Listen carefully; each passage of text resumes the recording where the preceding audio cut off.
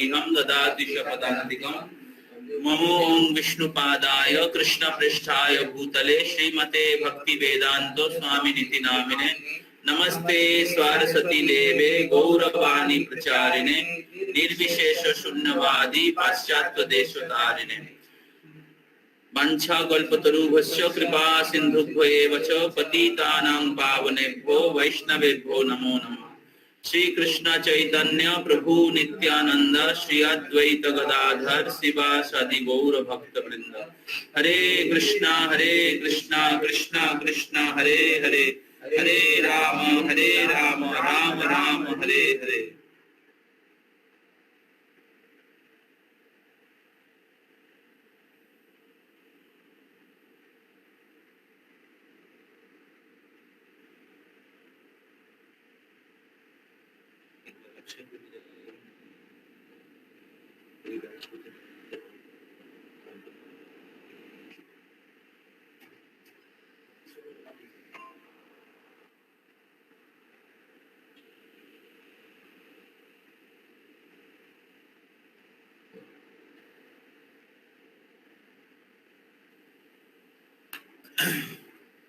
तो आज हम लोग नेक्टर ऑफ इंस्ट्रक्शन के जो सेकंड वर्स हैं, तो सेकंड वर्स हम लोग शुरू किए थे, तो उसके ऊपर मैंने शायद एक क्लास या 2 क्लास मैंने लिया था। तो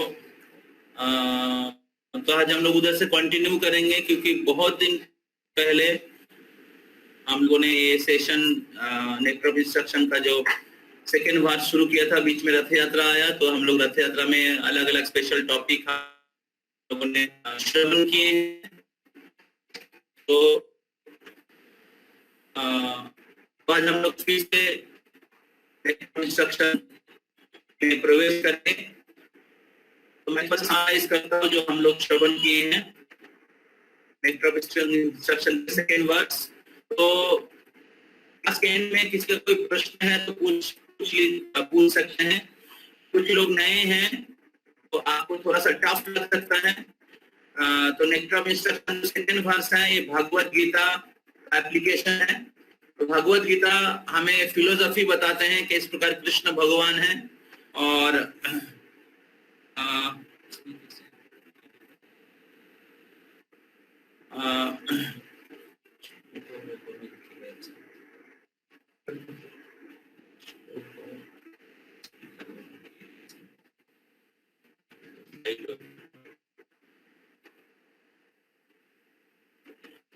तो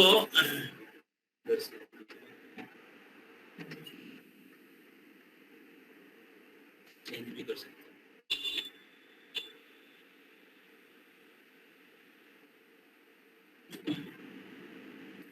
तो मैं बोल रहा हूँ तो टेक्स्ट में हम लोग थोड़ा समय जो जितना चर्चा हुआ था उसका थोड़ा समय समरी बताता हूँ। तो पहले हम लोग टेक्स्ट 2 जो है, टेक्स्ट 2 का हम लोग एक बार रिसाइट करते हैं। तो आप लोग मेरे पीछे पीछे दोहराइए। अत्याहार प्रयासश्च प्रजल्पानियमाग्रह संगश्चलु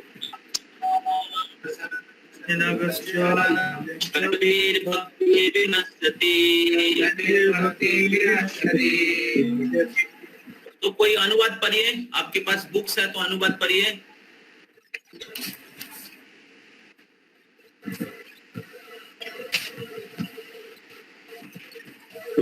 Anybody?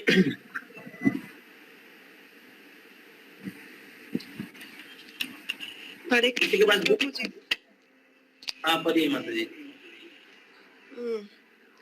One's devotional service is spoiled when he becomes too entangled in the following 6 activities. Number 1, eating more than necessary or collecting more funds than required. Number 2, over endeavoring for mundane things that are very difficult to obtain. Number 3, talking unnecessarily about mundane subject matters. Number 4, practicing scriptural rules and regulations only for the sake of following them and not for the sake of spiritual advancement, or rejecting the rules and regulations of the scriptures and working independently or whimsically. Number 5, associating with worldly minded persons who are not interested in Krishna consciousness. And number 6, being greedy for mundane achievements.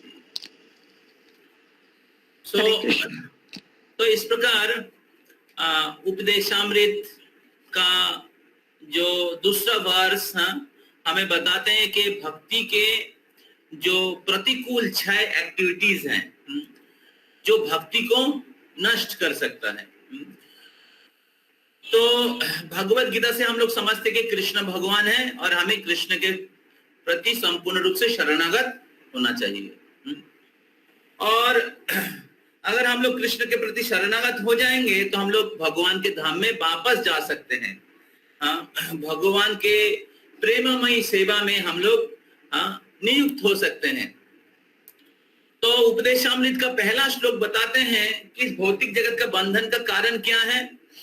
भौतिक जगत में बंधन का कारण है कि हम लोग अलग अलग प्रकार से इंद्रियों को इंद्रियों के विषय में नियुक्त कर रहे हैं। इंद्रियों को इंद्रियों के द्वारा अलग अलग प्रकार के पाप कार्य कर रहे हैं। तो इंद्रियों के जो तर्पण है विशेष करके इरेगुलेटेड वे में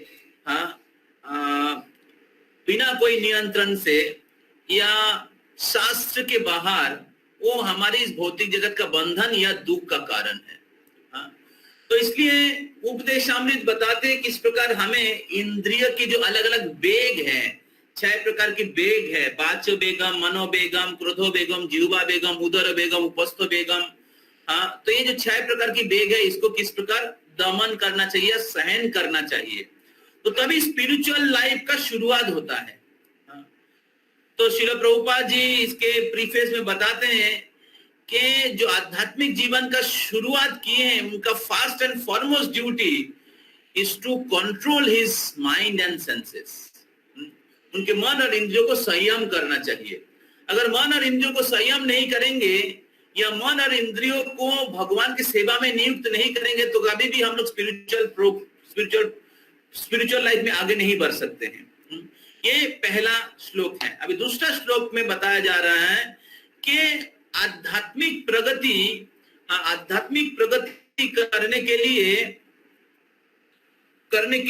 करने के मार्ग में 6 प्रकार के प्रतिकूल कार्यकलाप है जो भक्ति को स्पॉइल कर सकता है। और फिर 3 नंबर श्लोक में बताया जाएगा कि आध्यात्मिक प्रगति के अनुकूल के 6 कार्यकलाप है। आध्यात्मिक प्रगति के अनुकूल 6 कार्यकलाप है। और इस प्रकार उपदेशामृत में स्टेप बाय स्टेप बताया गया है कि किस प्रकार आप भक्ति के शुरुआत से लेके आप भक्ति के सर्वोत्तम स्तर जो है प्रेम तक पहुंच सकते हैं। भगवान के प्रति जो दिव्य प्रेम जो मनुष्य जीवन का उद्देश्य है, जो भगवत गीता के उद्देश्य है, उसका प्रैक्टिकल गाइडलाइन या जर्नी क्या बोलते हैं, रोड मैप बताया गया है उपदेशामृत ग्रंथ में। तो अभी उपदेशामृत के दूसरे श्लोक में बताया जा रहा है अत्याहार मतलब जरूरत से ज्यादा संग्रह करना या जरूरत से ज्यादा भोजन करना। फिर प्रयास, जरूरत से ज्यादा प्रयास करना अर्थात मेहनत करना, ज्यादा प्राप्त मतलब भौतिक वस्तु को प्राप्ति करने के लिए। तो यह है प्रयास। तो प्रयास प्रजल्प मतलब भौतिक बातें करना। तो अत्याहार प्रयास प्रजल्प नियमाग्रह मतलब जो आध्यात्मिक प्रगति के जो अलग अलग प्रकार के जो नियम है तो केवल ऐसे फॉर्मेलिटी के हिसाब से पालन करना या नहीं पालन करना। कोई पालन नहीं करे, जो आध्यात्मिक जीवन के जो जो नियम उसको पालन नहीं कर रहे हैं, और कोई पालन कर रहे हैं तो just as sake of formality हिसाब से पालन कर रहे हैं। तो ये हो गया चौथा, ठीक है। नियम आग्रह का 2 लेवल है, तो नियम आग्रह वो हम लोग आगे चर्चा करेंगे। और फिर जनसंघर्ष, मतलब जो कृष्ण भक्ति में जो लोग उत्साही नहीं है, ऐसे भौतिकवादी व्यक्ति का संग लेना। और फिर लौलमच मतलब लोभ। तो ये जो 6 चीज है, ये आध्यात्मिक जीवन के प्रगति को खत्म कर सकते हैं या नष्ट कर सकते हैं। तो these 6 activities to avoid, gains achieved by avoiding them, losses by not avoiding this 6 activity। आगे चलते हैं।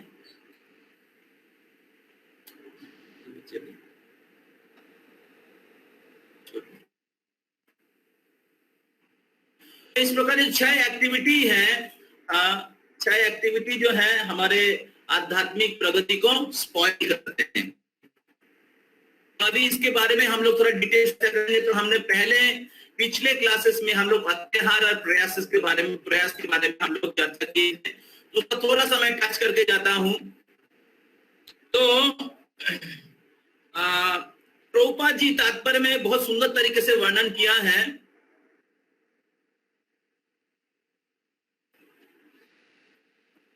आप लोग स्लाइड को पिन कर सकते हैं।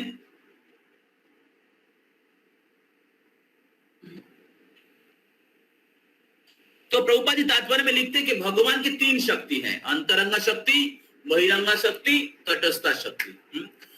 तो जीवात्मा जो है ये तटस्था शक्ति है। तटस्था मतलब मार्जिनल पोटेंसी। जैसे कोई समुद्र के तट होता है, नदी के तट होते हैं, तो तट में खड़े होने वाले व्यक्ति, उनके पास 2 चॉइस है। तो 2 चॉइस क्या, कि वो तट के ऊपर भी जा सकता है, नहीं तो पानी की तरफ भी जा सकता है। तो उसी प्रकार जो ये तटस्थ शक्ति जीवात्मा, वो भगवान के अंतरंगा शक्ति के आश्रय में भी रह सकते हैं या भगवान के बहिरंगा शक्ति के आश्रय में भी रह सकते हैं। अगर आत्मा भगवान के आश्रय लेते हैं तो आत्मा भगवान के अंतरंगा शक्ति या योग माया जो आनंद प्रदान करती है, जो भगवान से जुड़ती है, तो उसके आश्रय में आ जाएगा। लेकिन अगर आत्मा भगवान से अलग होके एंजॉय करना चाहेगी, तो फिर आत्मा भगवान की जो बहिरंगा शक्ति दुर्गा या महामाया के अंडर में आ जाएगा। तो जोगो माया हमें क्या करती है, आनंद प्रदान करती है या भगवान से जुड़ती है, और महामाया क्या करती है, हमें दुख देती है। तो चरितमृत बताया है, कृष्ण भूमि अनादि बहिर्मुख अतएव माया तो माया संसार पे इस कारागार में निक्षेप करते हैं और अलग अलग प्रकार से दुख देती है। जन्म मृत्यु जरा व्याधि दुखो दोषानुदर्शनम, कृष्ण गीता में कहते हैं। तो जन्म मृत्यु जरा व्याधि और त्रिताप क्लेश, आध्यात्मिक आदि भौतिक आदि दैविक अलग अलग प्रकार के क्लेश ये माया देवी प्रदान करती है। तो माया का जो कार्य है इस दुनिया में, ये अच्छा कार्य नहीं है। तो इसलिए माया देवी ये भौतिक जगत में जो उनके कार्यकलाप है जीव के लिए अच्छा नहीं है तरीके। लेकिन जो माया ओरिजिनल फॉर्म है, माया के ओरिजिनल फॉर्म्स जो है, माया के ओरिजिनल फॉर्म स्पिरिचुअल है, वो है राधा रानी, या जो राधा रानी है वो है जोग माया, जिनका दूसरा नाम है भद्रा। तो सुभद्रा जो जीव कल्याण करती है, तो जगन्नाथ सुभद्रा, जो सुभद्रा महारानी योग माया है, कृष्ण की बहन है। इस प्रकार आत्मा अगर भगवान से अलग होके सुखी होने की प्रयास करते हैं तो क्या होता है, वो भगवान के बहिरंग शक्ति के चंगुल में आ जाते हैं। जिस प्रकार एक प्रजा अगर सरकार के खिलाफ बर्ताव करते हैं, सरकार के नियम के खिलाफ बर्ताव करते, कॉन्स्टिट्यूशन के खिलाफ बर्ताव करते, तो क्या होता है, वो पुलिस के अंडर में आ जाते हैं, अलग तो और फिर क्या होता है, उनको सजा भुगतना पड़ता है। तो प्रभुपाद जी तात्पर्य में लिखा है, इधर स्लाइड में भी आप देख सकते हैं कि महात्मा वो होते हैं जो भगवान के अंतरंग शक्ति का आश्रय लेते। महात्मानां तुमां पार्थं दैवीं प्रकृतिमाश्रिता भजन्ति अनन्य मनसो गत्याभूतम् आदिम अव्ययम्। तो महात्मानां तुमां पार्थं दैवीं प्रकृतिम आश्रिता 9.13। महात्मा वो होते हैं जो दैवी प्रकृति की आश्रय लेते हैं, भगवान के अंतरंग प्रकृति का आश्रय लेते हैं। तो अंतरंग प्रकृति है भगवान के राधा रानी, और राधा रानी क्या करती है, हमेशा कृष्ण के सेवा में लगी रहती है।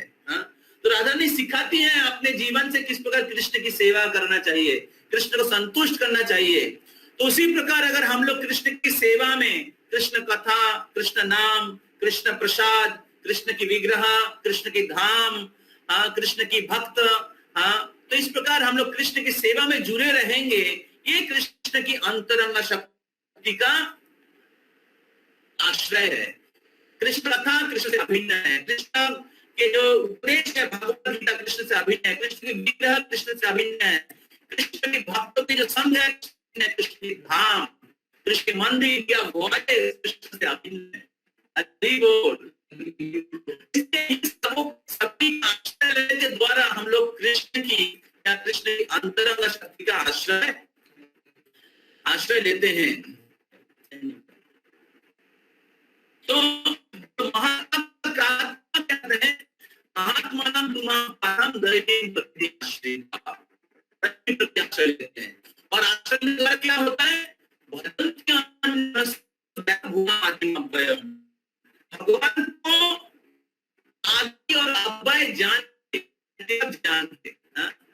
तो वहां लोग पता है कि भगवान आदि है और अविनाशी। इस दुनिया में कोई भी लीजिए 50 साल बाद आपका बैंक बैलेंस भी खत्म हो जाएगा, मृत्यु हो सकता। आप शरीर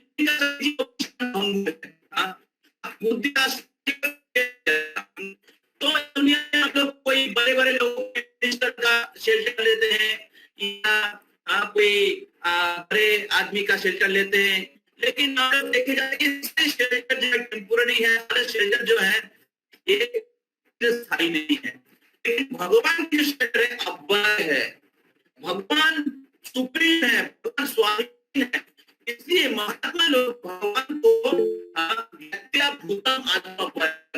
आदि अव्यय जान के भजन्ति अनन्य मन से भजन करते हैं। तो इसलिए लोग सोचते भक्त बुद्धू है, कुछ काम नहीं है, इसके भगवान नाम लोग सोचते कि भक्त लोग बुद्धू है, पढ़ाई लिखाई नहीं जानता है, खाना नहीं मिलता है, और लोटा लेके बैठ जाता है। तो लोग ऐसे सोचते हैं कि जो लोग मूर्ख हैं, इस कॉलेज से पढ़ाई नहीं किया है, वो लोग भगवान की भक्ति की करते हैं। लेकिन इधर भगवान बोल रहे हैं ज्ञात्याभूतम आदिम अव्ययम्। भक्त लोग बहुत चतुर हैं, भक्त लोग को पता है कि भगवान सब कुछ के आदि है और भगवान सब कुछ के भगवान अविनाशी है। और इसीलिए ये जान के भजन्ति अनन्य मन, they take the permanent shelter. जैसे फ्लड हुआ, जब फ्लड हुआ तो लोग शेल्टर ढूंढ रहे थे, शेल्टर लोग इधर गया, उस पेड़ के नीचे गया, उस के कुटीर के अंदर गया, जाकर कि फ्लड इसको क्या बोलते हैं बहा के लेके जाएगा। So they are finding some permanent shelter. तो गवर्नमेंट ने कहा कि आप उस बिल्डिंग में जाइए, ठीक है, उसको क्या कहते हैं फ्लड रिलीफ सेंटर, ऐसा बहुत सारा बना के रखा है कि फ्लड में भी खत्म नहीं होगा। तो सो वी नीड, हम लोगों को परमानेंट शेल्टर चाहिए जो हमें आश्रय दे सकता है, जो हमें इस भौतिक जगत के जो मुख्य समस्या है, जन्म मृत्यु बुढ़ापा व्याधि बीमारी, इससे हमें बचा सकता है। हमें त्रिताप क्लेश से और इस भौतिक जगत के अलग अलग समस्या से उद्धार कर सकता है, वो भगवान है और भक्ति है जो हमें परमानेंट शेल्टर, सुप्रीम शेल्टर प्रदान कर सकते। बहुत सारे उदाहरण हैं, जैसे प्रहलाद महाराज का उदाहरण बहुत अच्छा उदाहरण है। किस प्रकार प्रहलाद महाराज क्या क्या कठिन परिस्थिति में नहीं परे थे। हिरण्यकशिपु पूरे राजा थे, हर प्रकार से दिया, लेकिन प्रहलाद चली थे भगवान की शरण कर लेने के लिए। इधर भी डाला उनको, आग में डाल दिया, पानी में डाल दिया, वो हाथी के बीच में डाल दिया, जहर पिला दिया, लेकिन प्रहलाद महाराज हर जगह में भगवान की आश्रय लिया, क्योंकि प्रहलाद को पता था कि सब कुछ भगवान के ही सृष्टि है। पानी हो या आग हो या जल हो या कोई भी वस्तु हो, मिट्टी हो, सब कुछ भगवान का ही सृष्टि है और इसलिए सब कुछ के ऊपर भगवान के नियंत्रण है। इसलिए भगवान के उन्होंने आश्रय लिया और इसलिए भगवान उनको शिक्षित किया। तो इस महात्मा लोग भगवान की आश्रय लेते हैं और आश्रय लेने के बाद महात्मा तुमाम पाठम दैवी प्रतिमाश्रिता भजन्ति अनन्यमनसो अभयम। भगवान सर्वशक्तिमान आदि पुरुष और अभय जान के लोग हमेशा उनकी अनन्य भजन में मग्न रहते हैं। और एक प्रकार के व्यक्ति दुरात्मा, तो भगवान की अंतरंग शक्ति और दुरात्मा लोग क्या करते हैं, दुरात्मा लोग भगवान के आश्रय नहीं लेते हैं।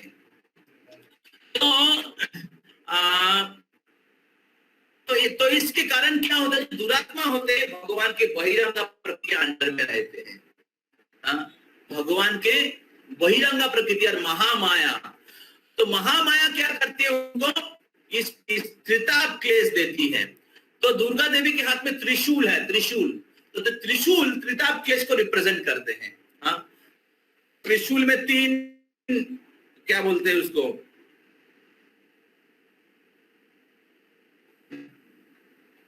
ये है, तो वो त्रिताप क्लेश को रिप्रेजेंट करते हैं। तो इस प्रकार दुर्गा देवी जो भगवान के शरणागत नहीं होते उनको त्रिताप क्लेश देते हैं और इस भौतिक जगत में अलग अलग प्रकार से दुख देती है। तो इसलिए हमारा कर्तव्य है, जीवन का उद्देश्य है कि हम लोग महात्मा बने, ना कि दुरात्मा। तो महात्मा लोग भगवान की सेवा में नियुक्त रहते हैं और दुरात्मा लोग इंद्रिय भोग करने की प्रयास करते हैं। तो दुरात्मा लोगों को पता नहीं कि मनुष्य जीवन मिला है आध्यात्मिक प्रगति के लिए। दुरात्मा लोगों को पता नहीं है कि मनुष्य जीवन प्राप्त हुआ है भगवत प्राप्ति के लिए। तो दुरात्मा लोग सोचते कि शरीर ही सब कुछ है और शरीर से हम लोग अलग अलग प्रकार से सुख भोगेंगे। और इस प्रकार दुरात्मा लोग इस मनुष्य जीवन जो एक अनुकूल, एक बहुत ही क्या बोलते हैं, उपयुक्त नाव के जैसा है, और इस नाव रूपी मनुष्य शरीर को सदुपयोग करके हम लोग इस भव सागर को पार कर सकते हैं, ये उनको पता नहीं है। और इसलिए जिस मनुष्य शरीर के द्वारा हम लोग एक बहुत ही श्रेष्ठ जो लक्ष्य है, परम लक्ष्य है, भगवान के धाम में वापस जाना, जन्म मृत्यु के चक्र से मुक्त होना, तो ये कार्य वो लोग नहीं कर पाते हैं और केवल इस मनुष्य शरीर को पशु पक्षी के जैसे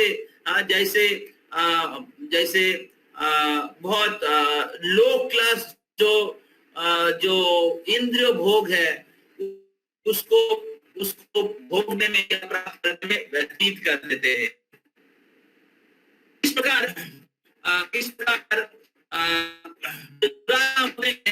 तो बहुत ही नैरो माइंडेड है और इसलिए शास्त्र हमें सिखाते हैं कि किस प्रकार हमें मनुष्य जीवन को भगवत प्राप्ति के लिए व्यवहार करना चाहिए। और इसलिए शास्त्र हमें सिखाते हैं कि हमें सरल जीवन और उच्च चिंता करना चाहिए। हमें सरल सरल जीवन जीना चाहिए और हमें उच्च चिंता करना चाहिए। तो सरल जीवन का अर्थ है कि हमें जो शरीर के लिए या इंद्रिय के लिए जो रिक्वायरमेंट है, जो जरूरत है, तो जितना जरूरत है उतना ही हम उनको प्रदान करें। हाँ, शरीर के लिए अर्थात हमें रहने के लिए, खाने के लिए, सोने के लिए या वंश विस्तार करने के लिए जितना जरूरत है हम लोग उतना ही हम लोग ले। हाँ? और इस प्रकार हमारे इंद्रिय के जो डिमांड है उसको मिनिमाइज रखे। तो उदाहरण दिया गया है, जैसे हमारे शरीर का एक मिनिमम टेम्परेचर है। हाँ? अगर शरीर में कोई टेम्परेचर नहीं रहेगा तो क्या होगा? आदमी मर जाएगा। उसी प्रकार इंद्रिय का बेसिक नेसेसिटी है। ऐसे नहीं कि आप भक्ति करेंगे तो आप उपवास रहिए, ऐसा नहीं है। तो बॉडी का बेसिक नेसेसिटी है। ऐसा नहीं कि आप भक्ति करेंगे तो आप रात को सोएंगे नहीं। तो बॉडी का कुछ बेसिक नेसेसिटीज है जो हमें बॉडी को देना चाहिए। तो अगर वो हम बेसिक नेसेसिटीज नहीं देंगे तो क्या होगा? हम लोग बीमार पड़ जाएंगे, हम लोग मतलब क्या बोलते मर जाएंगे। तो इससे शरीर का बेसिक नेसेसिटीज है जो शरीर को देना चाहिए। तो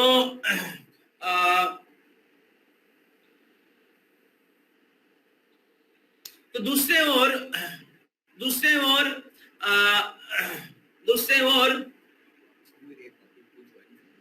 अगर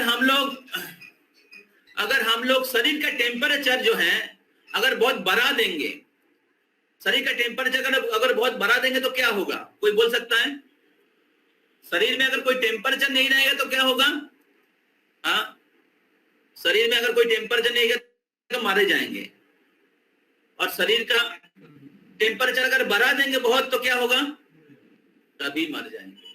तो उसी प्रकार इंद्रिय का कुछ या बॉडी का कुछ बेसिक नेसेसिटीज होता है, खाने के लिए, सोने के लिए, जीवन जीने के लिए। तो हमें उसको देना चाहिए या उसको कलेक्ट करना चाहिए। लेकिन अगर इंद्रिय या शरीर का जो नेसेसिटीज है उसको बहुत हाई टेम्परेचर कर देंगे, बहुत ज्यादा कर देंगे, जैसे किसी का बुखार हुआ है, तो अगर टेम्परेचर बढ़ेगा तो क्या होगा? आदमी मर जाएगा। उसी प्रकार अगर हम इंद्रिय के जो नेसेसिटी है उसको अगर बहुत बढ़ा देंगे तो क्या होगा? इंद्रिय जो है, मन और इंद्रिय जो है अनकंट्रोल हो जाएगा और फिर आत्मा को पतन करा देगा। हाँ? तो इसलिए हमें जो इंद्रिय के जो रिक्वायरमेंट है उसको जितना जरूरत है उतना रखना चाहिए कि हम लोग स्वस्थ रहें और भगवान के भक्ति कर सके। हाँ? हम लोग स्वस्थ रहें और भगवान के भक्ति कर सकें। तो मनुष्य शरीर एक इंस्ट्रूमेंट है या एक सुइटेबल बोट है, नाव है, जिसका सदुपयोग करके, जिसको यूज करके हम लोग इस भवसागर को पार कर सकते हैं। तो इसलिए इसको फिट रखना जरूरत है। इसलिए सेंस ग्रेटिफिकेशन करने के लिए नहीं। आज के जमाने में बॉडी को लोग फिट रखते हैं इसलिए कि ज्यादा से ज्यादा सेंस ग्रेटिफिकेशन कर सके, लेकिन वो उद्देश्य नहीं है। तो उद्देश्य है कि हम लोग भगवान के भक्ति कर सके और हम लोग इस जन्म मृत्यु के चक्र से मुक्त हो जाए। क्योंकि जो शरीर है ये भी अनित्य है, शरीर भी दुखदायी है, उसी प्रकार इस भौतिक जगत दुखदायी है। तो हमें भगवान के धाम में वापस जाने के लिए प्रयास करना चाहिए। ये मनुष्य जीवन की मुख्य समस्या है, जन्म मृत्यु जरा व्याधि दुख दोषानुदर्शनम। लेकिन दुर्भाग्य से लोग क्या कर रहे हैं? अपने इंद्रिय भोग की जो नेसेसिटीज है उसको बढ़ाने की प्रयास कर रहे हैं और लोग उसको ही सक्सेस या लोग उसको ही मनुष्य जीवन का उद्देश्य मानते हैं। लोग मनुष्य जीवन का उद्देश्य किसको मानते हैं? नहीं, ज्यादा खाना, ज्यादा सोना, ज्यादा सेंस ग्रेटिफिकेशन करना, उसको उद्देश्य मान रहे हैं। हालांकि वो शरीर की बेसिक नेसेसिटीज है, शरीर को मेंटेन करने के लिए है। हाँ? जैसे गाड़ी को मेंटेन करने के लिए आपको गाड़ी में पेट्रोल डालना जरूरत है, लेकिन गाड़ी का पर्पस नहीं है कि पेट्रोल डालना। गाड़ी का पर्पस क्या है? डेस्टिनेशन में पहुंचना। उसी प्रकार मनुष्य जीवन का लक्ष्य है भगवत धाम जाना। और भगवत धाम जाने के लिए शरीर को मेंटेन करके फिट रखना जरूरी है कि हम लोग स्पिरिचुअल प्रैक्टिस कर सके। लेकिन आज के जमाने में क्या हो गया, शरीर के लिए जो जो जरूरत है उसको जुगाड़ करना ही हमारा धर्म हो गया। हाँ, उसको जुगाड़ करना ही धर्म हो गया और भगवान पिक्चर से हट गया। रूपा जी और एक उदाहरण देते हैं कि अगर गाड़ी है तो गाड़ी को हम लोग पेट्रोल देते हैं और ड्राइवर को क्या देते हैं? ड्राइवर को पेट्रोल खिलाएंगे तो क्या होगा? क्या होगा? ड्राइवर को पेट्रोल खिलाएंगे तो क्या होगा? मर जाएगा। तो इसका मतलब है कि गाड़ी का जो फूड और ड्राइवर का फूड अलग है। तो उसी प्रकार गीता के पहले सेकंड चैप्टर में हम लोग चर्चा किए हैं। देखिए, गीता और नेक्ट्रम इंस्ट्रक्शन इंटर रिलेटेड है। उसमें हम लोग सीखे हैं कि हम लोग शरीर नहीं आत्मा है। हाँ, गीता के सेकंड चैप्टर में हम लोग सीखे हम लोग शरीर नहीं आत्मा है। तो शरीर के लिए हमें फूड चाहिए, शरीर के लिए हम लोग स्लीप चाहिए और शरीर के अनुसार, गुण के अनुसार लोग अलग अलग आश्रम चूज करते हैं। कोई गृहस्थ आश्रम में जाते हैं जो सेक्स लाइफ अवॉइड नहीं कर सकते, और कोई ब्रह्मचर्य आश्रम में रहते हैं जिनको सेक्स लाइफ को ओवरकम कर सकते हैं। ये सेक्स लाइफ जरूरत नहीं है, is happy remain A celebrate. तो इस प्रकार शरीर के अलग अलग रिक्वायरमेंट है, अलग अलग व्यक्ति के साइकोलॉजी और गुण के अनुसार। तो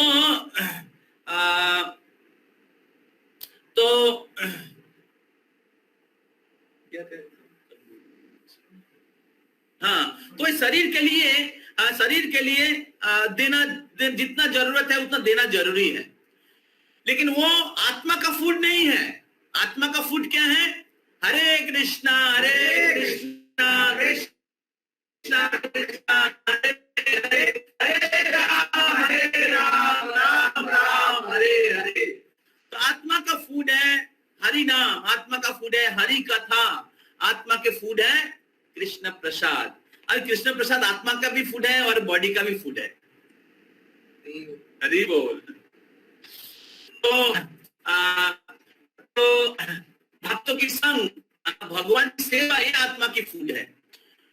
तो इस प्रकार हमारी जीवन को सरल रखना चाहिए। सरल जीवन, उच्च चिंता, सिंपल लिविंग, हाई थिंकिंग, ये सिविलाइजेशन का मोटो है। लेकिन आज के जमाने में क्या हो गया? उल्टा हो गया। High living and low thinking. High living तो लोग स्काई स्क्रैपर बिल्डिंग के ऊपर रहते हैं, बहुत बड़े बड़े बिल्डिंग में, इमारत में रहते हैं, बहुत सोफिस्टिकेटेड फैसिलिटीज के साथ, एकदम डाउनलोड पिलो के ऊपर सोते हैं रात को और दिन भर सोए रहते हैं। सुबह उठते हैं और उठते फिर बेड टी लेते हैं और फिर नहाते हैं। नहाने के बाद तुरंत न्यूज़पेपर पढ़ते हैं और जितने भी कचरा है फिर से अपने शरीर के ऊपर डाल देता है और फिर किसी तरीके से एकदम रेडी होके चले जाते हैं ऑफिस करके पहुंचते हैं। और फिर 10 घंटा 12 घंटा 15 घंटा काम करने के बाद फिर रात को 10 बजे घर पहुंचते हैं और घर पर खा पी के फिर सो जाते हैं और फिर सुबह उठ के फिर चले जाते हैं। तो इस प्रकार भौतिकवादी व्यक्तियों की, जिनका जीवन में कोई आध्यात्मिक लक्ष्य नहीं है, और इस प्रकार अज्ञानमय तरीके से पूरे मनुष्य जीवन जो भगवत प्राप्ति के लिए उसको बिता देते हैं। Plant life, total ignorance. तो ऐसे भौतिकवादी व्यक्तियों के लिए ignorance is bliss, ignorance is happiness. अज्ञान, जैसे एक माताल होता है, माताल दारू पी के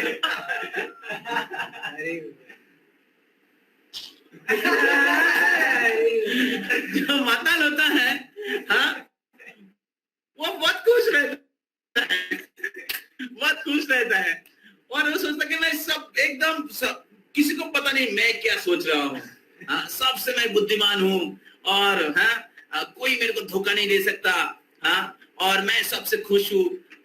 तो माताल ऐसा सोचता है। तो उनको पता नहीं है कि वो अज्ञान में है। लेकिन जिसको ज्ञान है, जो स्वाभाविक चेतना में है, उसको पता है कि माताल है। उसी प्रकार जिस मनुष्य के अंदर भूत पकड़ लिया है, भूत, हाँ, पिशाची पाइले যেমন মতিচ্ছন্ন হয়, मायाबद्ध जीवेर হয় সেই भाव उदय। उसी प्रकार जिनको माया रूपी भूत पकड़ लिया है, माया रूपी भूत मतलब high living simple thinking, low thinking, this is माया रूपी भूत। जो सोच रहे कि हाई क्लास रहेंगे और सेंस ग्रेटिफिकेशन करेंगे और यही जीवन की लक्ष्य है, हाँ, ये मेंटालिटी जो है भूत है। समझ में आ रहा है? घोस्ट, तो घोस्ट किसी को पकड़ लेता है तो क्या होता है, तुम कहाँ रहता है, तो मैं उधर रहता हूं, क्या करते हैं, बोले यही करता हूं, वो करता हूं, तो वो अनब शनब बकता है। तो उसी प्रकार मनुष्य शरीर में जो लोग अज्ञान में हैं, और माया भौतिक प्रकृति के अंडर में हैं, तो वो भगवान को भूल जाते हैं और वो सोचता है कि मैं बहुत सुखी हूं। तो इस प्रकार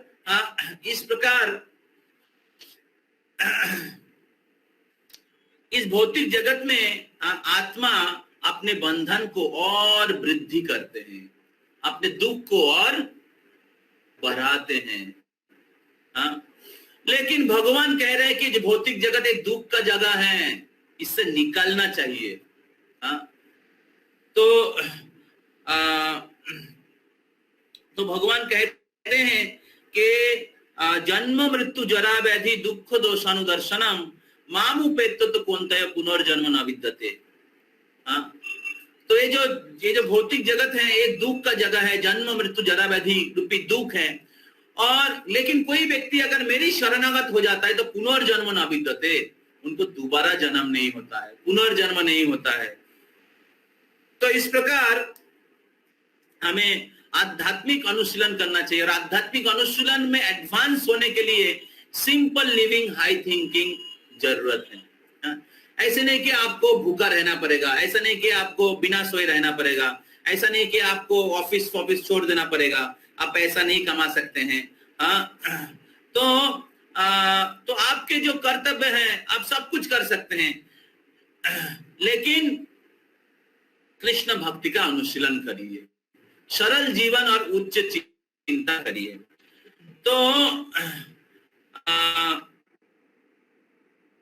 इसके संदर्भ में प्रभुपाद जी बहुत सुंदर एक एनालॉजी, एक प्रैक्टिकल एनालॉजी बताते हैं।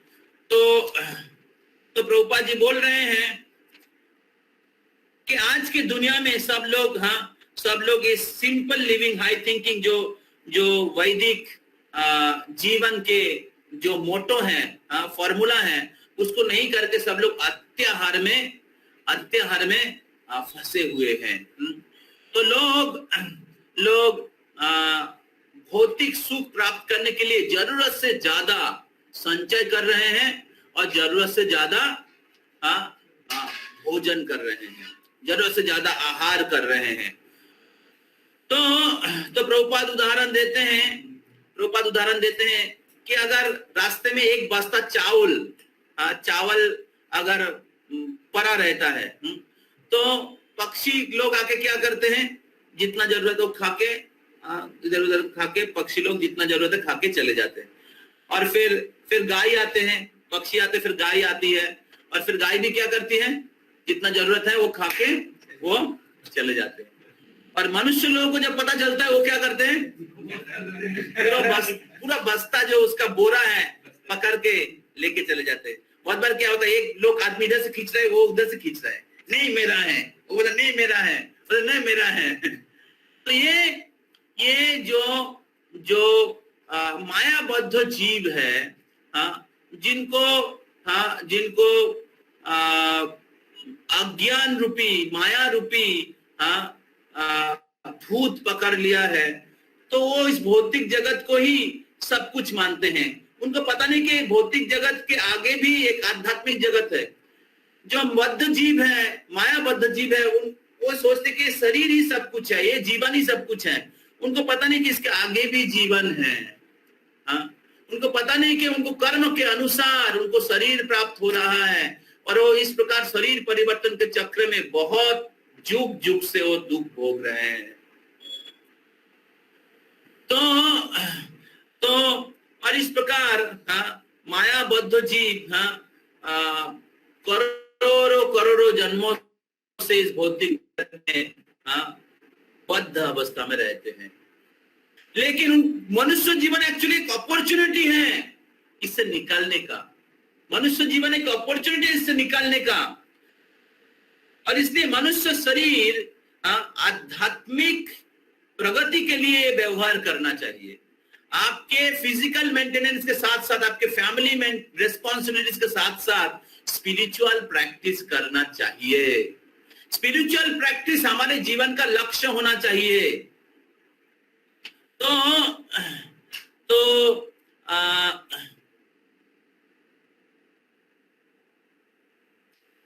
प्रभुपाद जी उसके संदर्भ में और एक चीज बोलते हैं कि प्रभुपाद जी कहते हैं कि भगवान के राज्य में सब जीव का बेसिक नेसेसिटीज अवेलेबल है। भगवान के राज्य में प्रभुपाद जी बोलते हैं एक चींटी को 2 दाना चीनी मिल जाता है, और एक हाथी को 2 टन खाना मिल जाता है। उनको बहुत मेहनत करके क्लास 1 से लेके ग्रेजुएशन तक पढ़ाई करके, फिर एप्लीकेशन लेटर लेके अलग अलग कंपनी जाके उनको जॉब ढूंढ के फिर उनका फूड कलेक्ट करना नहीं पड़ता है। भगवान के राज्य में सब कुछ नेचुरली अरेंज है। तो अगर पशु के लिए अगर अरेंज किया गया है, और क्या बोलते पक्षी के लिए अरेंज किया गया, तो मनुष्य के लिए अरेंज किया नहीं किया जाएगा? मनुष्य भी तो भगवान का ही बनाया हुआ जीव है, सभी भगवान की प्रजा हैं।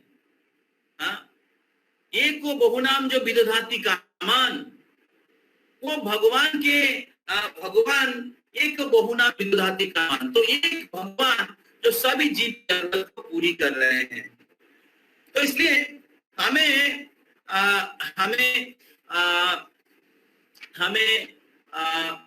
हमारे जो जीवन निर्वाह करने के लिए जो जरूरत है, उसके लिए जरूरत से ज्यादा मेहनत नहीं करना चाहिए। जरूरत से ज्यादा संचय करने के लिए हमें मेहनत नहीं करना चाहिए, या जरूरत से ज्यादा आहार नहीं करना चाहिए। तो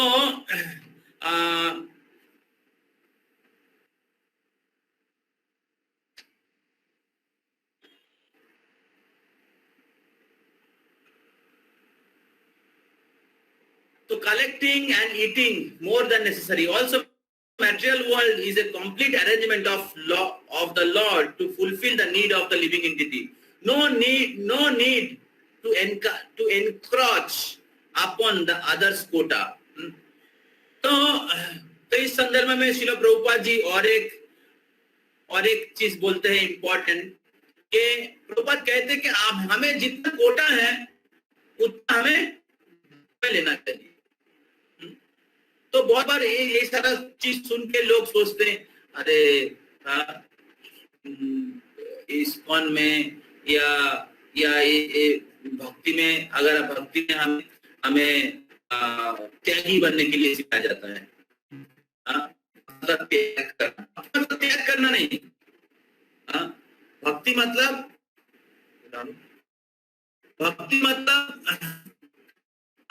नहीं, तो भक्ति मतलब हमें जितना जरूरत है हम लोग उतना ही लेते हैं। भक्ति मतलब हमें जितना जरूरत है उतना ही लेते हैं।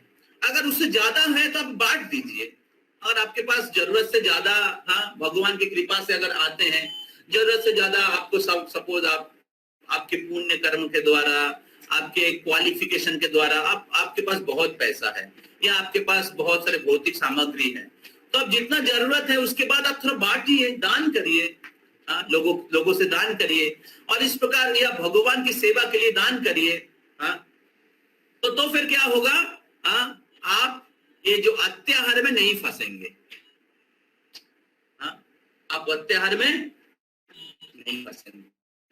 तो ईशोपनिषद में एक श्लोक है, इदं सर्वं यत्किंचित् जगतं जगत् तेन पुंजीता मागृध कस्य सिद्धनम। तो ईशावास्यम इदं सर्वम, हमें सब कुछ ईश्वर का है। ईशावास्यम इदं सर्वम, सर्व मतलब सब कुछ, सब कुछ ईशा अर्थात ईश्वर का है। तो हमें यत्किंचित जगताम जदो तेने त्यक्तेन भुंजिता, जितना ही हमारा जितना कोटा है उतना हमें भुंजिता, उतना हमें भोग करना चाहिए। तो अगर हम लोग उससे ज्यादा भोग करेंगे तो फिर इसका मतलब दूसरे की कोटा हम लोग ले रहे हैं। आज के जमाने में क्यों क्राइसिस है? आज के जमाने में हम लोग देखते हैं बहुत सारा अननेसेसरी क्राइसिस है। तो उसका कारण क्या है? कुछ लोग क्या है, उससे जरूरत से ज्यादा संचय करके रख दिया है। तो कम्युनिस्ट और कैपिटलिस्ट, इसके अंदर फाइट होता है। ईशोपनिषद में प्रभुपाद जी लिखते हैं। तो कैपिटलिस्ट क्या करते हैं, अपने पास बहुत सारा चीज इकट्ठा करके रख देते हैं, और कम्युनिस्ट लोग बोलते हैं आप जरूरत से ज्यादा अपने पास रखा है तो हम लोग सबको बांटेंगे। उसको कहते हैं कम्युनिस्ट, उससे कम्युनिज्म आया है। तो कम्युनिज्म, वो कम्युनिस्ट लोग बोलते हैं कि सब कुछ प्रजा का संपत्ति है और इसलिए इसका बंटवारा होना चाहिए। लेकिन जब बंटवारा होता है तब क्या होता है? जब बंटवारा करते हैं प्रजा का चीज लेके, जब बंटवारा करने के लिए तब क्या होता है? अपने पॉकेट में घुस जाता है। तो इस प्रकार जो कम्युनिस्ट लोग कैपिटलिस्ट को बोलते हैं आपके पास ज्यादा धन है, आपके पास ज्यादा प्रॉपर्टी है, आप जरूरत से ज्यादा भोग करते, तो साम्यवाद होना चाहिए, कम्युनिज्म होना चाहिए। एक्चुअली कम्युनिज्म का प्रिंसिपल इसके पहले ही शास्त्र, करोड़ों साल पहले शास्त्र में दिया गया है। रियल कम्युनिज्म, वैदिक साम्यवाद। तो वो क्या है? तो ये जो कम्युनिस्ट लोग साम्यवाद के बारे में बड़े बड़े लेक्चर देते हैं, लेकिन जब एक्चुअली प्रैक्टिकली क्या करते हैं? अपने पॉकेट में घुसाते हैं। क्यों? क्योंकि वो लोग सोचते हैं कि सब कुछ के भोक्ता प्रजा लोग हैं। सब कुछ के भोक्ता प्रजा लोग हैं, और इसलिए जब बंटवारा करने के लिए जाते हैं तो प्रजा के हाथ में नहीं पहुंचता है, अपने बैंक में, स्विच बैंक में चला जाता है। स्विच बैंक, अलग अलग बैंक में चला जाता है।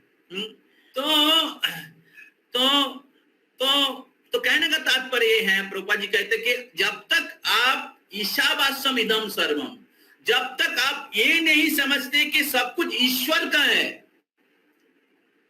सब कुछ भगवान का है और भगवान सब कुछ के भोक्ता हैं, हम सभी लोग भगवान के दास है, तब तक आप इस भोग वृत्ति को छोड़ नहीं सकते।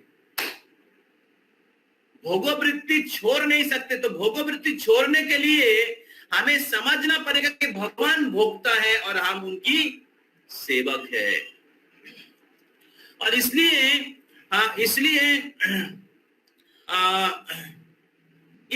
एक भक्त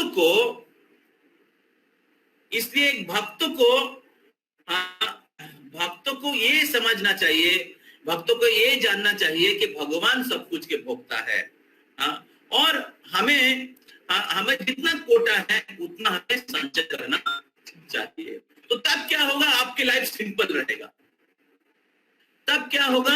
आप जरूरत से ज्यादा प्रयास नहीं करेंगे, अत्याहार में और प्रयास में नहीं फंसेंगे, क्योंकि हमें पता है कि भगवान सब कुछ के भोक्ता है। जीवन का उद्देश्य है कि भगवत प्राप्ति करें, और इसलिए भगवत प्राप्ति करने के लिए जितना जरूरत है हम उतना संचय करते हैं, जितना जरूरत है हम उतना मेहनत करते हैं। तो और इस प्रकार हम लोग सुखी रहेंगे। तो क्योंकि आज का आध्यात्मिक शिक्षा दिया नहीं जा रहा है, जीवन का लक्ष्य है भगवत प्राप्ति करना, हम लोग शरीर नहीं आत्मा है, भौतिक जगत दुख का कारण है, इस शिक्षा नहीं दिया जा रहा है, और इसके लोग क्या कर रहे हैं? लोग अत्याहार प्रयास में फंस रहा है। और इसके कारण क्या हो रहा है आज के जमाना में? ये जो हाँ, आज के तथाकथित सिविलाइजेशन के नाम पे, सिविलाइजेशन के नाम पे क्या हो रहा है? प्रोस्टिट्यूशन, फिर slaughter house, brothel, liquor shop, factories, ये सब बढ़ते जा रहे हैं। तो प्रभुपाद जी इधर लिखते हैं, मैं पढ़ता हूं इधर, মানুষের পরম সৌভাগ্য যে শ্রী ভগবান তাকে উচ্চতর বুদ্ধি এবং বিবেক দিয়েছেন, যাতে সে কৃষ্ণ ভাবনাময় জীবন যাপন করতে পারে এবং সবশেষে অন্তিম লক্ষ্য ভগবান প্রেম লাভ করতে পারে। দুর্ভাগ্যবশত এখনকার তথাকথিত সভ্য মানুষেরা ঈশ্বর লাভে যত্ন করে না, বরং ইন্দ্রিয় তৃপ্তি এবং জিহ্বার লালসা তৃপ্তির জন্য তাদের বুদ্ধিকে নিয়োগ করে। শ্রী ভগবান মানুষের জন্য বিশ্বময় প্রচুর খাদ্যশস্য এবং দুধের ব্যবস্থা করেছেন, কিন্তু তথাকথিত বুদ্ধিমান মানব সমাজ আর উচ্চতর বিবেক বুদ্ধি ভগবত অনুশীলনে নিয়োগ করে না, বরং অন্যান্য অনেক অপ্রয়োজনীয় উদ্দেশ্যবিহীন বিষয়ে বুদ্ধির অপব্যবহার করে। এইভাবে কারখানা, কসাইখানা, গণিকালয় এবং মদের দোকানের প্রসার হচ্ছে। অতিরিক্ত আহার করা, জীবনযাত্রার জন্য অতিরিক্ত দ্রব্য সংগ্রহ করা, প্রচন্ড কৃত্রিমভাবে জীবনযাত্রার উপকরণ বিক্রি করা, কুফল জানলে লোকে মনে করে তাদের আদিকালে সরল জীবনযাত্রা উপদেশ দেওয়া হচ্ছে। बहुत बार जैसे हम लोग ये सब चर्चा करें तो लोग सोच रहे हमें वो साधु बनाएगा, ये हमें त्यागी बनाने के लिए आए हैं, ये हम लोगों को भाई साधु बनाने के लिए आए। तो लोग ऐसे सोचते हैं, अरे ये तो अशिक्षित लोग हैं, वो सरल जीवन, वो आदिम युग के बात करने के लिए आए हैं। अभी सोसाइटी जमाना है, अभी साइंस जमाना है, लोग एक प्लेनेट से दूसरे प्लेनेट में जा रहे हैं। तो क्या आदिम युग के बारे में बोल रहे हैं? उनको नहीं है, हम लोग कुछ कर सकते हैं,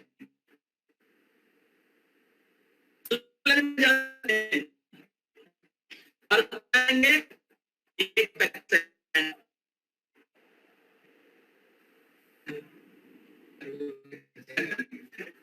करोड़ रुपया खर्च करके बोले चांद में गए हैं और क्या लाया है? ना एक बोरा बालू। ये हमारा प्रगति है। के पास लेके आ जाते हैं बिना पैसे से। तो অতিরিক্ত এবং জীবন অতিরিক্ত বৃদ্ধি করার কুফল জানলে লোকে মনে করে যে তাদের আদিকালে সরল জীবন এবং সহজ সরল জীবনযাত্রার উপদেশ দেওয়া হচ্ছে, তারা কেউ পছন্দ করে না। সরল জীবন এবং পারমার্থিক চিন্তা এখন কেউ সমাদর করে না। तो इस प्रकार अत्याहार और प्रयास के नाम पे फैक्ट्रीज और प्रोस्टिट्यूशन, फिर लिकर शॉप, फिर स्लॉटर हाउस, ये सब खुला है। भगवान जीने के लिए भरपूर मात्रा में क्या बोलते साग सब्जी अनाज और क्या बोलते दूध प्रदान किए हैं। रूपा जी कहते कि मैं पूरे विश्व में भ्रमण किया, और जब मैं भ्रमण किया देखा बहुत लैंड खाली पड़ा हुआ है। और प्रोपा जी बोलते स्टैटिस्टिक्स कहता है कि जितने लोग पृथ्वी में हैं और जितना जमीन पृथ्वी में है, उससे 3 गुना लोगों को खिलाया जा सकता है। लेकिन लोग क्या कर रहे हैं? खेती नहीं कर रहे हैं, फैक्ट्रीज बना रहे हैं, और उसके कारण क्या हो रहा है ना, नेचुरल फूड प्रोडक्ट का कमी है, नेचुरल फूड प्रोडक्ट का कमी है। और इसलिए लोग बोला फूड प्रोडक्ट का कमी है ऐसे क्योंकि जनसंख्या ज्यादा नहीं है, जितनी जनसंख्या है उसके 3 गुना लोगों को खिलाया जा सकता है। लेकिन क्या हो रहा है? खेती नहीं हो रहा है, और खेती नहीं होने के कारण क्या हो रहा है? आर्टिफिशियल फूड क्राइसिस हो रहा है। और उसके कारण क्या हो रहा है, आर्टिफिशियल फूड क्राइसिस के नाम पे क्या हो रहा है, प्रोस्टिट्यूशन, क्या बोलते हैं, स्लॉटर हाउस आ गया। नहीं, हम तो हमारे पास सफिशिएंट क्या बोलते हैं, अनाज नहीं है, सब्जी नहीं है, तो हमको क्या खाना है, मांस खाना है। जिसका दूध पीते हैं उसको काट के खाना है। तो ये परिस्थिति आ गया है। जितना भी आर्टिफिशियल फूड है, क्या बोलते हैं, जो बेवरेज है, हाँ, और फिर अलग अलग जो आर्टिफिशियल फूड है जो पैकेट में सप्लाई होता है, हाँ, और स्टोर हाउस में रखा जाता है, ये सब सब वैदिक सिविलाइजेशन को फॉलो नहीं करने के कारण हुआ है। हम लोग सोच रहे हैं कि अभी हम लोग एडवांस हुए हैं कि हमारे पास बहुत सारा आर्टिफिशियल फूड है, हम लोग स्टोरेज का फैसिलिटीज है, बेवरेज है, अलग अलग प्रकार के फूड ग्रेन का फैसिलिटीज है, हम लोग एडवांस हुए हैं। एक्चुअली ये प्रॉब्लम है। एक्चुअली हम लोग वैदिक सिविलाइजेशन को नहीं फॉलो करने के कारण आर्टिफिशियल फूड प्रॉब्लम तैयार किए हैं।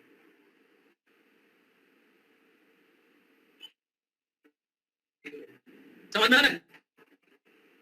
हाँ, लोग गाय को काट के खा रहे हैं, अलग अलग जानवर को काट के खा रहे हैं, मछली को खा रहे हैं, अंडे को खा रहे हैं।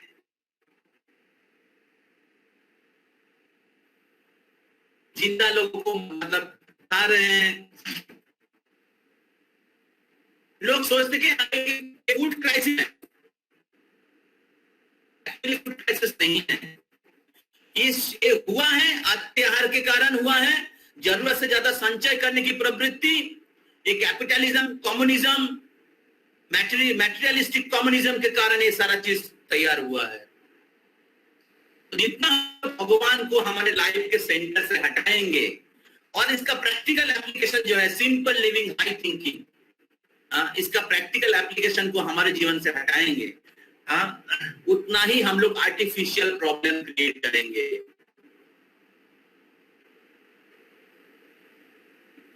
हम लोग देखते हैं कि आर्टिफिशियल डेवलपमेंट में लोग कितना डिससेटिस्फाइड है। जितने भी artificial food, non vegetarian food खाएंगे, उतना लोग एजिटेटेड रहते हैं, उतना लोग एनवियस रहते हैं, उतना लोग ग्रीडी रहते हैं, उतना लोग एनवियस रहते हैं, उतना लोग एनिमिकल रहते हैं। Lust, greed, anger, envy, jealousy. तो इस प्रकार लोग एक मिजरेबल कंडीशन, सिचुएशन तैयार करते हैं, individually and in the society. तो इसलिए जो सरल जीवन उच्च चिंता है, इसका प्रैक्टिस करना चाहिए। भगवान को केंद्र करके हमें जीवन जीना चाहिए। जरूरत के लिए हमें जितना जरूरत है उतना हमें संचय करना चाहिए, उतना हमें प्रयास करना चाहिए, और बाकी जो समय वो भगवत भक्त में देना चाहिए। अगर जरूरत से ज्यादा आप मेहनत करेंगे, ज्यादा संचय करेंगे, तो आपके पास स्पिरिचुअल प्रैक्टिस करने के लिए टाइम बचेगा नहीं। तो इसलिए शास्त्र में कहा गया है, धर्मस्य अपवर्गस्य कामेश्वरी जीवे जापता जीवस्व तत्व जिज्ञासा नार्थो जस्म कर्म भी। तो मनुष्य जिज्ञासा करने के लिए कामेश्वर इंद्रियों लाभ जीवे तो जागता जीवस्व तत्व जिज्ञासा, जीवन तत्व जिज्ञासा करना चाहिए। अगर हम लोग तत्व जिज्ञासा या भगवत जिज्ञासा करने के लिए हम लोग हमारा प्रयास नहीं करेंगे, तो हमारा जो प्रयास है वो अत्याहार और प्रयास में के पीछे चला जाएगा।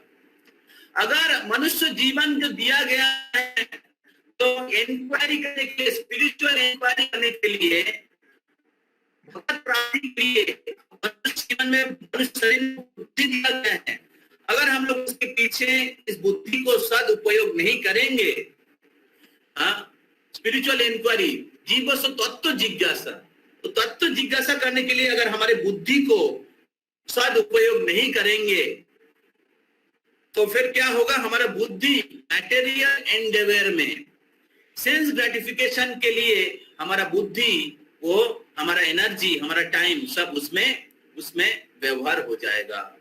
और इस प्रकार मनुष्य जीवन में जो हमारे जीवन के जो परम लक्ष्य प्राप्त करने की जो एक विशेष अपॉर्चुनिटी है, वो अपॉर्चुनिटी हम लोग खो देंगे।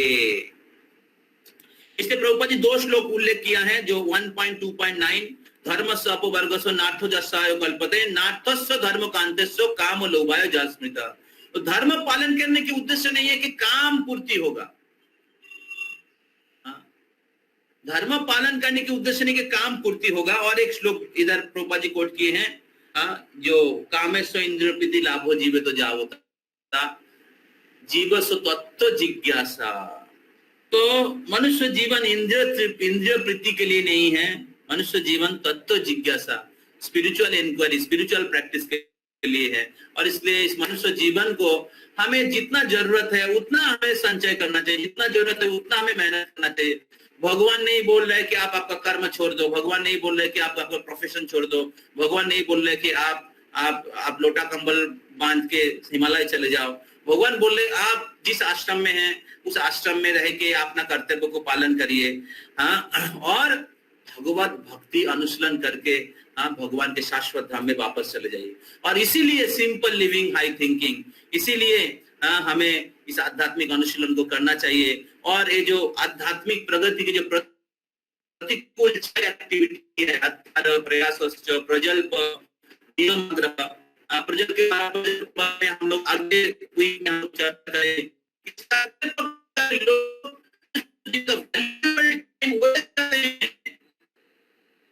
मोबाइल फोन में वैल्यूएबल टाइम वेस्ट करते, न्यूज पेपर पढ़ के, मैगजीन पढ़ के, सोशल मीडिया में टाइम बिता के उनके मनुष्य जीवन का वैल्यूएबल टाइम वेस्ट करते हैं। लोगों को क्रिटिसाइज करके, पॉलिटिकल क्या बोलते हैं डिस्कशन करके, स्पोर्ट्स डिस्कशन करके लोग अपने वैल्यूएबल टाइम वेस्ट करते हैं जो भगवत प्राप्ति के लिए दिया गया है।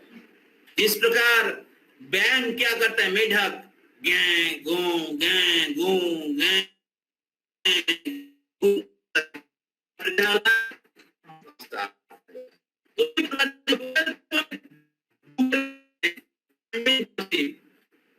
तो क्या होता है, उसका आयु हर लेता है। आयु हरति वै पुंसाम उद्दानस्तम चयन्नसो तस्यार्थे जत्सननीता उत्तम श्लोको वार्तया। तो सूर्योदय और सूर्यास्त के साथ साथ हर दिन हमारा आयु हरते हैं। उसके बाद जो प्रजल्प में अपना टाइम वेस्ट करते हैं, उनके पास कहाँ टाइम है? ऑलरेडी 10-12 घंटा पैसा कमाने में चला जाता है, सोने में और 7 घंटा चला जाता है, खाने में, स्टूल पास करने में और 2-3 घंटा चला जाता है। Where is time? उसके बाद सोशल मीडिया, हम लोग बहुत एडवांस किए हैं कि हमारे पास स्पिरिचुअल प्रैक्टिस करने की टाइम ही नहीं है। तो इसलिए आयु हारते हैं, हमारे पास एक्चुअली टाइम नहीं।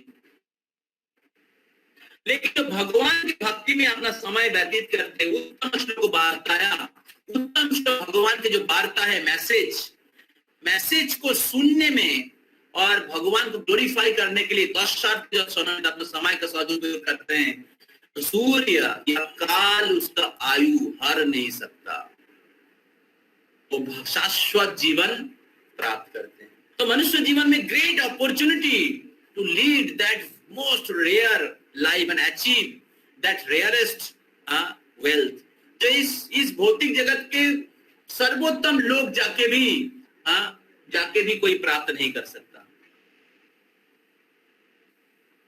तो इसलिए कृष्ण कॉन्शियसनेस मोस्ट वैल्यूएबल, तो इसको प्रैक्टिस करिए। और ये उपदेशामृत बुक है, आप इसको पढ़िए, और आपके स्पिरिचुअल प्रैक्टिस के साथ साथ इसको प्रैक्टिस करने की, अप्लाई करने की प्रयास करिए, और आप देखेंगे बहुत ही क्या बोलते वैल्यूएबल मैसेज है। चैतन्य महाप्रभु रूप गोस्वामी पाद को बताए थे, और रूप गोस्वामी पाद इसको ग्रंथ के रूप में दिया है। हरे कृष्णा कृष्ण कृष्ण हरे हरे, हरे राम राम राम हरे हरे। Very much. अगर किसी का कोई प्रश्न है, 1-2 प्रश्न हम लोग ले सकते हैं।